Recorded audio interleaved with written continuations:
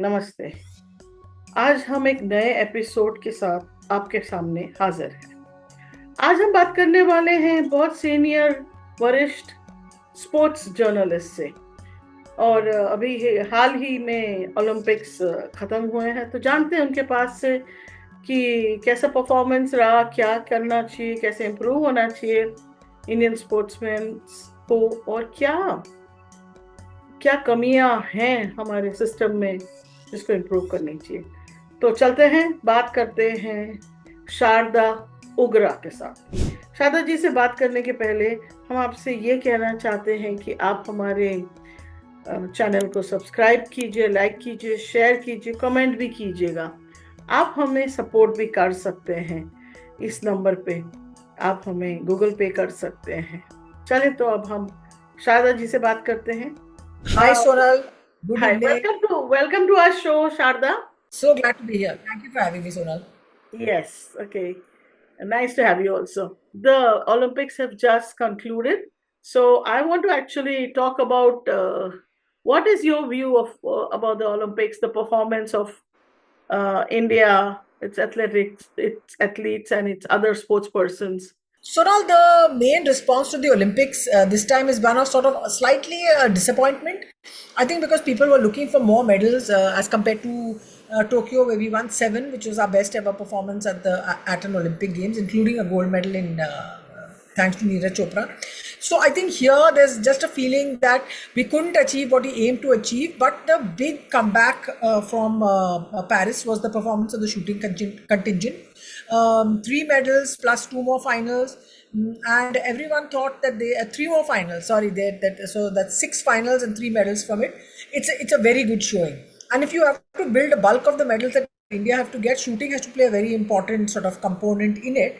And I think that it looks like shooting's got its all its order right, and that hopefully things will be better in Los Angeles in 2028 because you have a lot of young shooters now who will have some of the next Olympics. Right, but we also saw that there were many fourth finishes.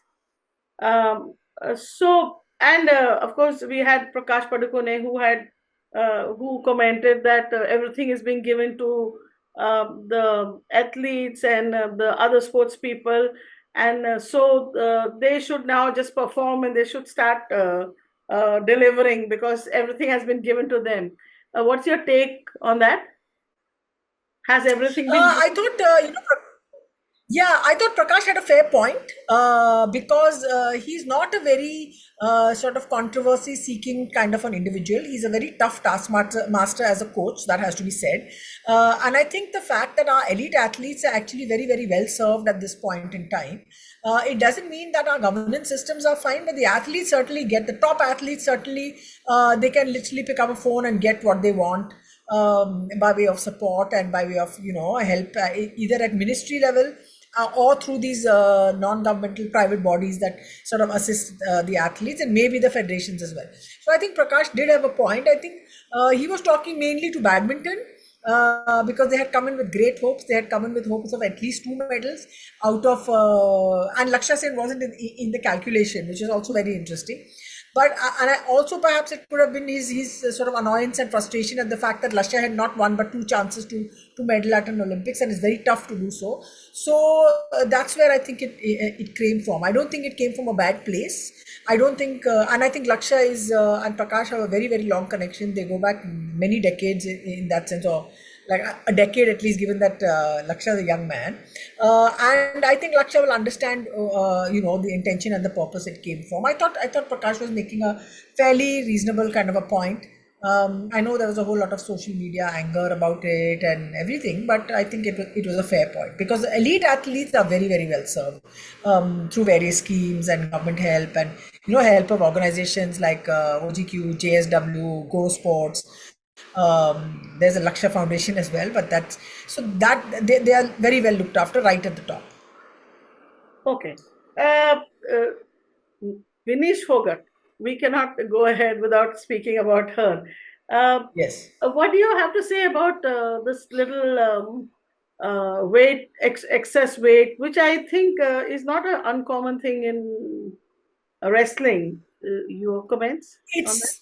It's not an uncommon thing where, trying to cut weight, trying to make weight is not an uncommon thing in many of the combat sports, boxing, wrestling for sure, because of the fact that most boxers and wrestlers fight at a weight category slightly below their normal body weight, whatever their normal body weight is. So in normal circumstances, Vinesh's body weight is around 55, 56.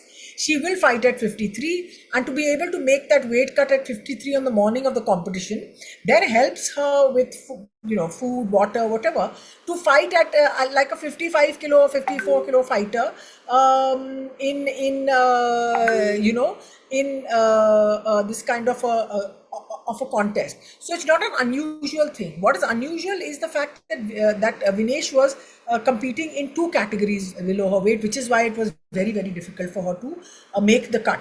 And we found out that on the second day. This is the second time that the Olympics are having a 2-day wrestling event. It's normally in one day you make the cut and then you just compete through the whole day, and it's fine by the end of it, no matter what happens. 2 days means you have to do this twice over, which is very hard.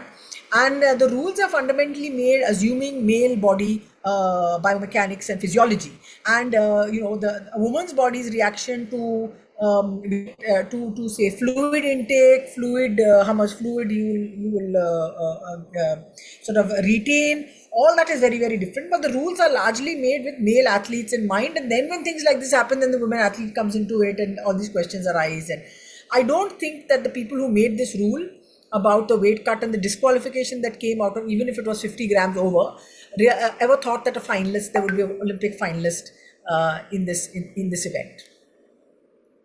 Which is why Vinesh's case was so unusual.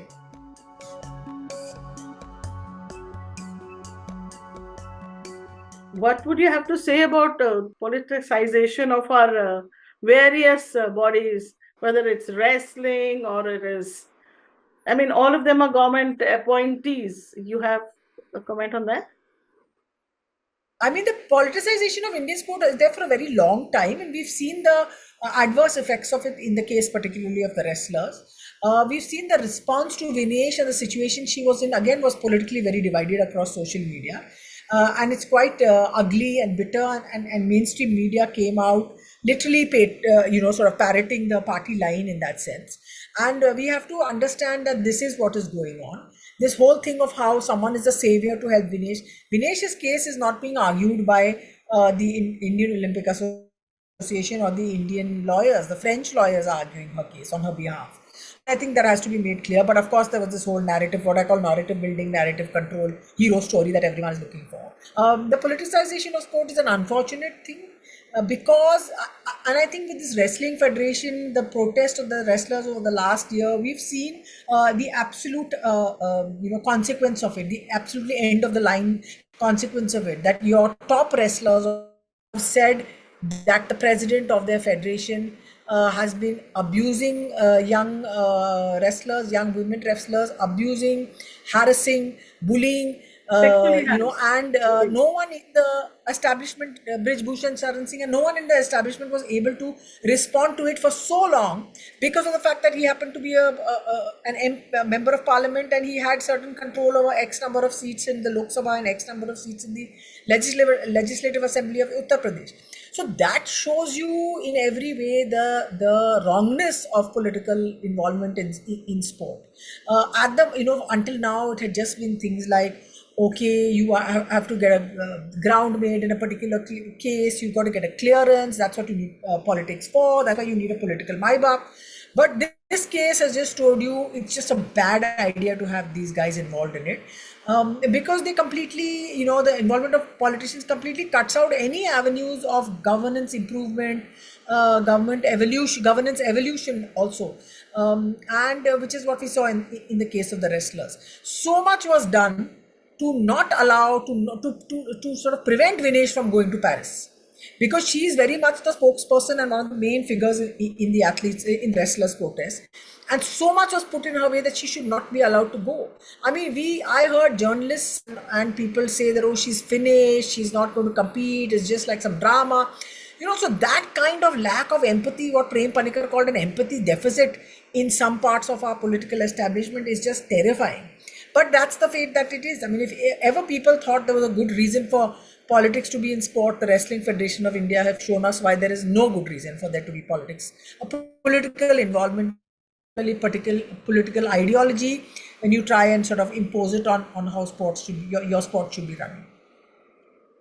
Now there's another aspect. There is the corporates coming in with Nita Ambani being a member of our Indian Olympic Committee. Your take on that? What you have to say? International Olympic Committee. Yeah. She's a higher level above.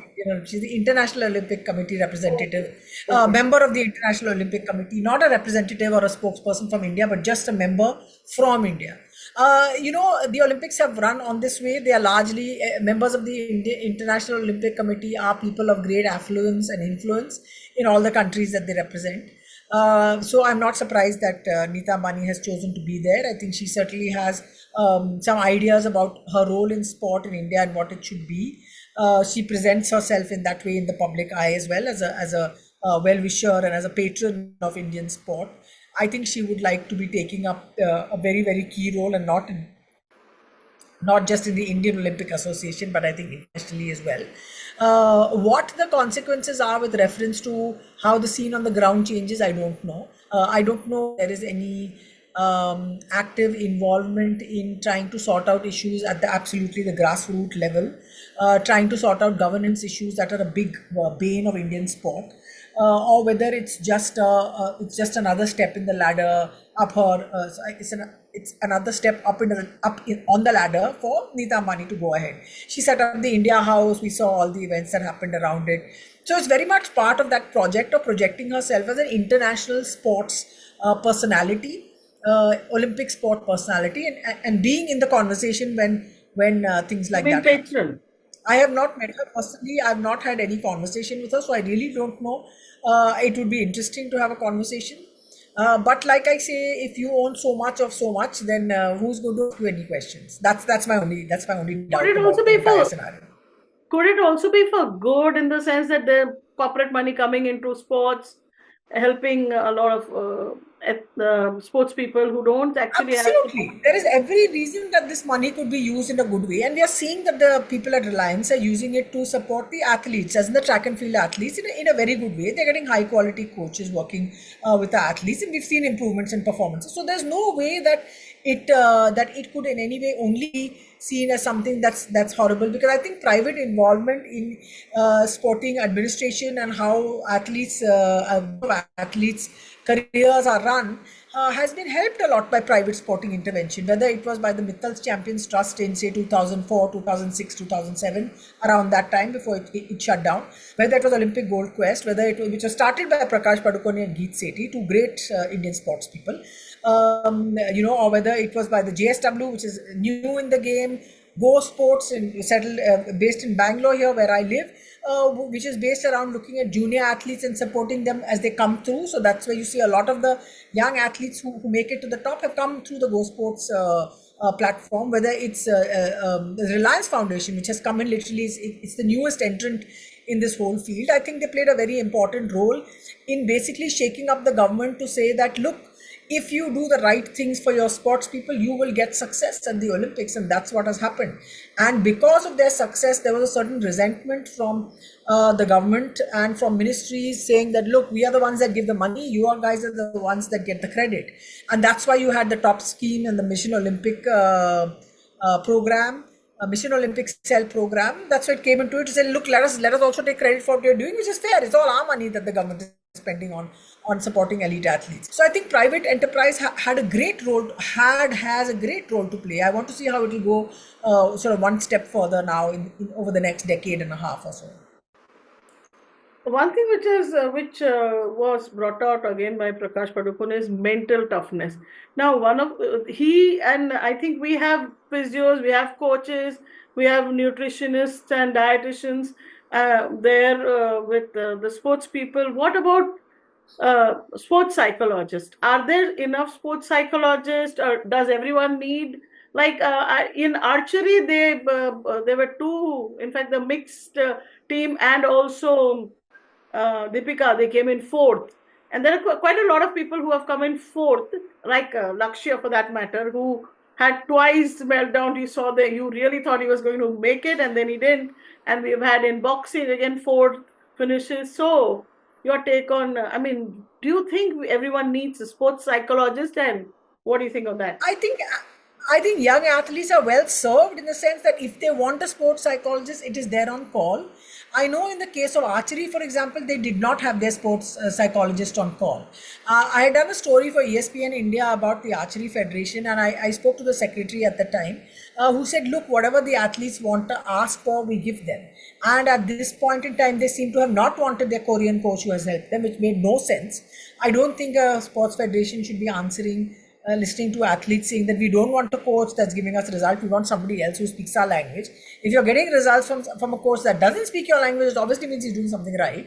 But they didn't have their sports psychologist on hand at that particular point in time. But I think their issues are much more complicated than just the availability of a sports psychologist. I think a sports psychologist is there and it's available for a lot of athletes to deal with sort of issues of pressure, expectation, performance, all these things. So, like I said earlier, Sonal, I don't think there is a shortage of the best kind of services that our athletes need at this absolutely elite athletes need right at the top. The people that are pushing for for spots on the Olympic delegation. I don't think there's a shortage of those kind of people. They'll always be there. There's one phone call that you have to make to somebody, and the person will turn up for you for sure. Okay, in that case, we are what 1.4 billion and really uh, scraping at the bottom as far as medals are concerned and performance is concerned. So, what are your suggestions and how can we improve? What should we be doing? Not wake up every 4 years, but what I can we mean, do? yeah, if this is the argument that's been happening for a long time that we oh, 1.4 and we get only so many medals. I think our sports governance in our sports federations is very flawed. I think they have no accountability. I think I think they are really feeling a sense of insecurity at having lost this position because the government is involved and these private bodies are involved. So they really struggle because they don't belong to a modern age. They don't give themselves to expertise. And I think fundamentally they feel people that are in, I'm talking about a majority of the federation. I hate to say not all federations, it's mostly all federations. That I don't think they understand that the athlete should be the center of their focus and their the center. But unlike the archery, not the center that whatever they say, even how ridiculous it sounds, should be allowed. I think the big gap in Indian sport is the absence of quality competition through a season, through a calendar, through a year. That's the thing that most of our athletes miss out on. We have a hockey team that sits in camp most of the time and then goes to play these big events. They don't really have weekly leagues where they face competition, where they play matches. I don't think they play enough matches. And the same thing applies for football. The same thing applies for, I don't know how many athletics meets there are regularly, seasonal, weekly. So you saw a particular social media post that said X number of athletes from Stanford University won medals for the United States. So our university system is broken fundamentally, but our club and our league system is also broken. That will have these events that are there, and we need a healthy system around it. But I don't think Olympic medals are the connection between the health of a sports of a nation. I think that's more connected with how many people have access to sport and physical activity, how many people are able to, men and women, boys and girls, because largely you'll see boys do have a chance to play wherever they want to play, girls don't. And I think that's very important. I think focusing on what female athletes are able to put in by way of what they're able to access, what the sort of success they get, what kind of competitions they get, that plays a big part. You get a lot of medals. If you'll get many more medals if you put more of attention on your female athletes than you do on your male athletes. Oh, that's nice.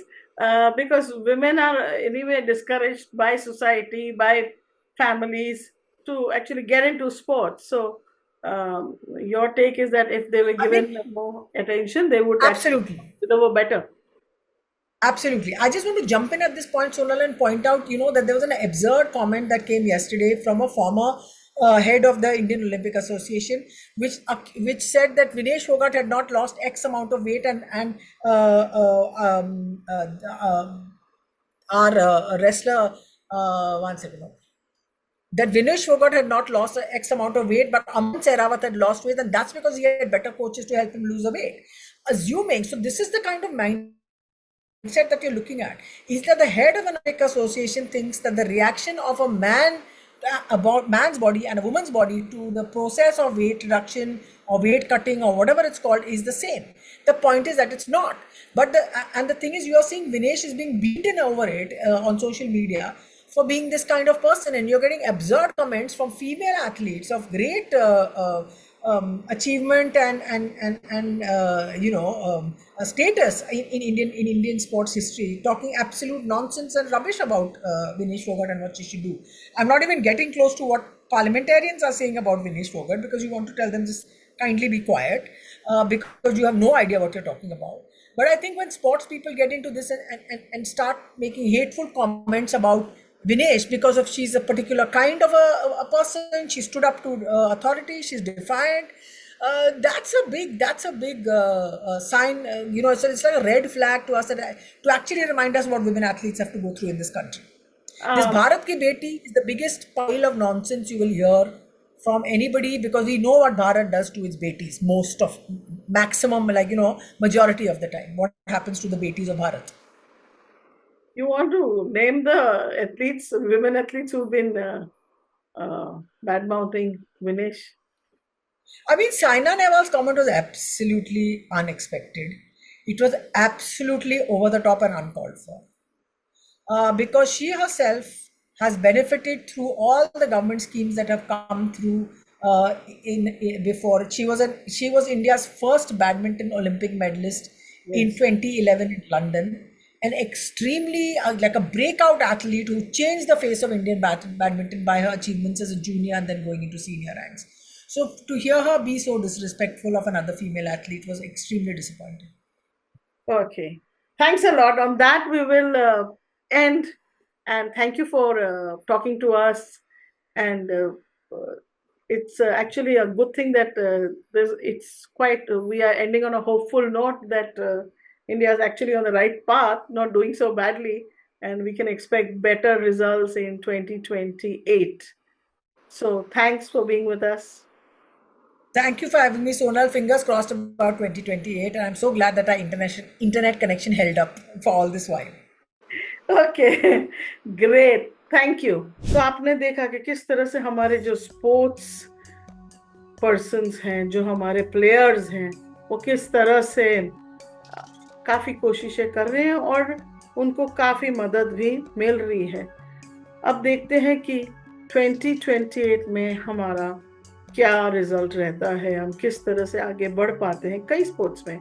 और आपने ये भी सुना होगा शारदा जी से कि हमारी women athlete को अगर इतना सपोर्ट मिला करे रेगुलरली तो डेफिनेटली वो ज्यादा रिजल्ट्स दिखाएंगे। ये हमने इस बार भी देखा है और हम आशा करते हैं कि आगे भी हम देखेंगे कि किस तरह से विमेन एथलीट्स अच्छे रिजल्ट्स हमें दे रही है।